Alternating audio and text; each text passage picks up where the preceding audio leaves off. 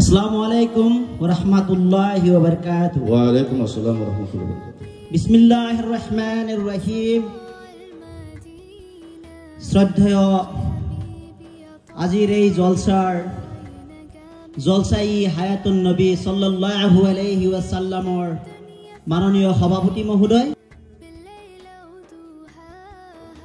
মই এজন ইছলাম ধৰ্মৰ অৱলম্বী লোক হিচাপে যিখিনি কথা জানো সেইখিনিয়ে আমাৰ কাৰণে যথেষ্ট নহয়। বৰ্তমান যুগত আমি একেলগে আগবাঢ়িব হলে দুইটা শিক্ষা অধ্যয়ন কৰিব লাগিব। আমি চিন্তাশীল হ'ব লাগিব, আমি এজনে আনজনক সহায় কৰি আগবাঢ়ি যাব লাগিব। তেতিয়াহে আমি সমাজৰ অইন মানুহৰ লগত